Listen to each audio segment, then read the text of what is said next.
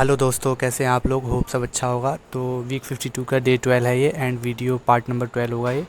और ये वीडियो रहेगा कि हमारा जो कैलकुलेशन कितना है, प्रॉफिट कितना आता है, हमारे बैंक में सेटलमेंट कितना आता है।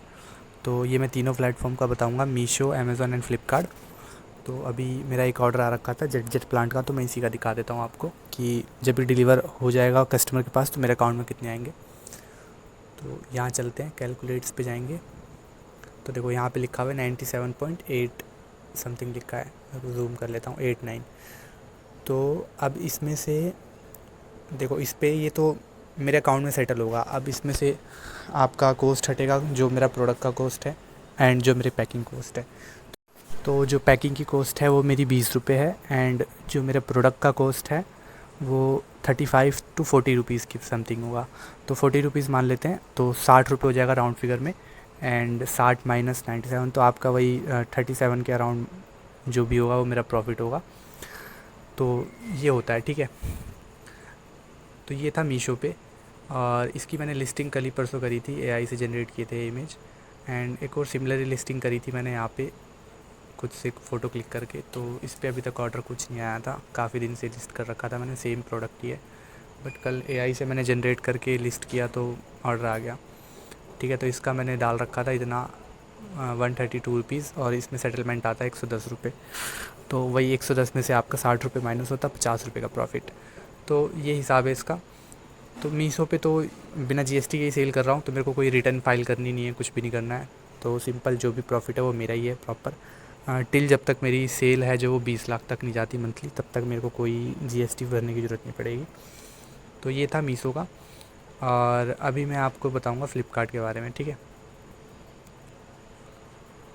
तो चलते हैं फ़्लिपकार्ट पे। तो फ़्लिपकार्ट पे हम आ गए, एंड अब यहाँ पे मैं आपको दिखाता हूँ, इसका दिखाऊँ, तुलसी का देखते हैं, ठीक है। तो ये मैंने तुलसी की लिस्टिंग कर रखी है 129 रुपीज़ में। अभी इसका साइड में देखेंगे, छोटा सा कैलकुलेटर है, ये खोल देंगे, ठीक है। अब यहाँ दिखा रहा है -30 रुपीज़ मेरे सेटलमेंट आएगा। मैं अब देखूँगा सी हाउ, ये मतलब कैसे हो रहा है। मैंने लिस्टिंग में कुछ गड़बड़ी करी है। देखो इसमें टैक्स एंड फीसिस लग रहे हैं, नेशनल, जोनल एंड लोकल में। तो ये तो फिक्स कॉस्ट है इनके, इतने लगने ही लगने हैं, ठीक है। अब ये 33 रुपीज़ आपके आने हैं, सॉरी 13 रुपये आएंगे सेटलमेंट। तो ये कुछ कॉस्ट होते हैं, ये फ़िक्स कॉस्ट होती है। सबसे ज़्यादा कमीशन लेता है हमारा फ्लिपकार्ट एंड अमेज़ोन, ये बहुत ज़्यादा कमीशन लेते हैं, प्लेटफॉर्म फ़ीस ज़्यादा ले लेते हैं, ठीक है। तो जैसे यहाँ पे लोकल में 112 ले रहे हैं, जोनल में 129, ठीक है, ये ले रहे हैं, छोड़ो हटाओ। तो यहाँ पे मैं मान लो यहाँ पे डाल देता हूँ, कितना डालूँ, 199 199 डाल के देखते हैं। 199 डाला तो मैंने यहाँ पे दिखा रहा है 47 रुपये मेरे अकाउंट में आएंगे। अब 47 में भी देखो 10 रुपये की तुलसी, और पैकिंग कॉस्ट 20 रुपये, 30 रुपये का पूरा मेरा कॉस्ट हो जाएगा, एंड फिर वही बचेगा 17 रुपये, 7 रुपये, वट जो भी है। तो इसको हम डाल के देखते हैं। 259 डाला तो 107 रुपये दिखा रहा है, बट 259 में बहुत रेयरली लोग खरीदेंगे तुलसी, बट फिर भी ठीक है, कंपटीशन ज़्यादा है यहाँ पे, इस प्लेटफॉर्म पे कंपटीशन ज़्यादा है, पता नहीं लोग कैसे सेल कर रहे हैं। अभी मैं भी न्यू हूँ, बट फिर भी देखते हैं, कुछ नई चीज़ें आएंगी तो मैं आपको भी बताऊँगा कैसे सेल कर रहे हैं वो इतने सस्ते में, और उनके अकाउंट में भी आ रहे हैं, पैसे भी कमा रहे हैं। आई डोंट नो कैसे कमा रहे हैं, बट जो भी होगा फ्यूचर में मैं आपको उस पर भी एक सेपरेट वीडियो बना दूँगा, ठीक है। तो ये एक बुक लिस्ट करी थी मैंने, इस पे देखो इतना दिखा रहा है कि 268 रुपीज़ अकाउंट में आएंगे। और ये बुक थी, मैंने दरियागंज से ख़रीदी थी, 70 रुपये में कर दी थी। तो बुक का कॉस्ट 70, एंड पैकिंग का इस पर कुछ ज़्यादा नहीं लगता, इसमें तो 5 रुपये की पन्नी भी नहीं होगी।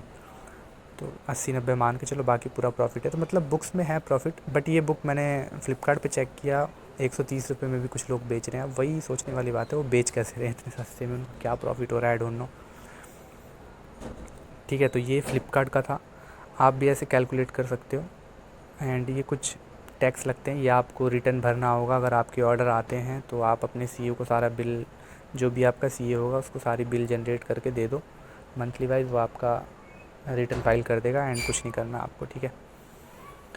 तो देखो बुक्स पे भी मैंने इस पर शिपिंग चार्ज अपनी तरफ से लगा रखा है 25 रुपये, तो ये कस्टमर से ही लेगा, है ना। तो ऐसी चीज़ें हैं। एंड अब आ गया हम अमेज़ोन पे, तो ठीक है, अब ये अमेज़ोन का देखते हैं। तो ये अमेज़ॉन की तुलसी ही है, तो नहीं जेड प्लांट है ये। तो इसमें देखो अमेज़ॉन ले रहा है फ़ीस 5 रुपये। शिपिंग मैंने पहले से ही फ़िक्स कर दी है, शिपिंग चार्जेस कस्टमर से लेना है। तो कस्टमर से शिपिंग चार्जेस लेंगे तो जो सेल प्राइस आएगा प्लेटफॉर्म पे वो आएगा 249 रुपीज़ का।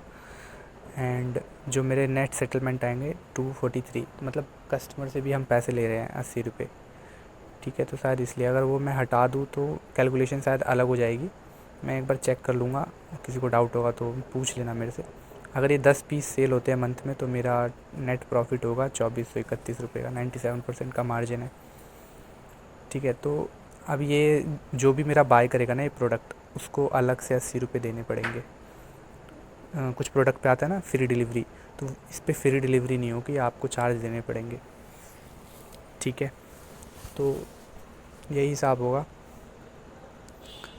तो ये अमेज़ॉन का था। एंड इस पे भी टैक्स नहीं है ज़्यादा, टैक्स दिखा नहीं रहा है यहाँ पे, आई डोंट नो क्यों नहीं दिखा रहा। टैक्स दिखाना चाहिए था, 80% का लगता है टैक्स इस पे।